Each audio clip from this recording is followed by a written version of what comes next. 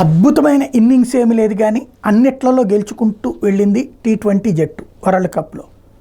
Super ఏదైతే super 6లు super 8లు స్టేజీలు మనం అనుకునేటటువంటి దాంట్లో మనకి ఇక్కడ రాజకీయాల్లో అయితే సూపర్ 6లు అయితే అక్కడ సూపర్ 8 దాంట్లోకి చేరింది.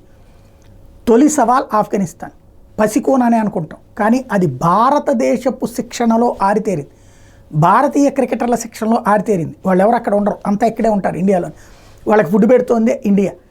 వాళ్లతో పోటీ అన్నప్పుడు ఎలాగా అనుకున్నటువంటి దశలో అద్భుతమైనటువంటి విజయం సాధించింది. వరల్డ్ కప్లో సెమీఫైనల్ చేరే దిశగా భారత జట్టు కీలక విజయాన్ని అందుకుంది. సూపర్ 8 గ్రూప్ 1లో భాగంగా గురువారం జరిగిన తొలి మ్యాచ్లో 47 పరుగుల తేడాతో చిత్తు చేసింది. టాస్ గెలిచి బ్యాటింగ్ ఎంచుకున్న భారత్ 20 ఓవర్లో 8 వికెట్ల నష్టానికి 181 పరుగులు చేసింది. Player of the match Suryakumar Yadav 28 బంతుల్లో 53, 5 4లు 3 6లు అర్ధ సెంచరీ సాధిస్తే హార్దిక్ పాండ్యా 24 బంతుల్లో 32, 3 4లు 2 6లు రాణించాడు. రషీద్ ఖాన్కు 3 వికెట్లు దక్కినాయి. అనంతరం ఆఫ్ఘనిస్తాన్ 20 ఓవర్లో 134 పరుగులకు ఆల్అౌట్ అయింది. అజ్మితుల్లా ఒమర్జాయ్ 20 బంతుల్లో 26, 2 4లు 1 6తే అత్యధిక స్కోర్. బుమ్రా 7 పరుగులు ఇచ్చి 3 వికెట్లు పడగొట్టాడు. హర్షదీప్ చెరో 3 వికెట్లు పడగొట్టారు.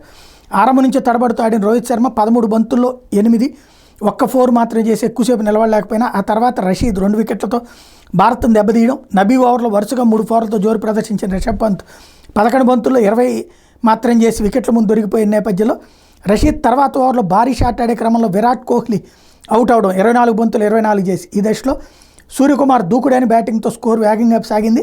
రషీద్ ఓవర్లో సూర్య 4, 6 కొడితే అదే ఓవర్లో మరో ఎండ్లో శివన్ దుబే 7 బంతుల్లో 10, 1 6 పెవిలియన్ చేరాడు. ఇట్లాంటి సమయంలో సూర్యకు పాండ్యా జత కట్టడం, వీళ్ళిద్దరు భాగస్వామ్యంతో జట్టు మెరుగైన స్థితికి చేరింది.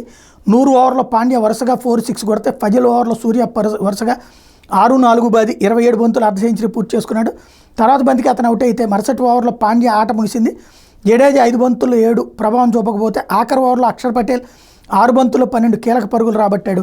తొలి 10 ఓవర్లో జట్టు 79 పరుగులు అయితే తర్వాత 10 ఓవర్లో 101 పరుగులు వచ్చినాయి. దీంతో ఒక్కసారిగా విజయం అనేది దాదాపుగా 47 పరుగుల తేడాతో గెలవడం సాధ్యమైంది.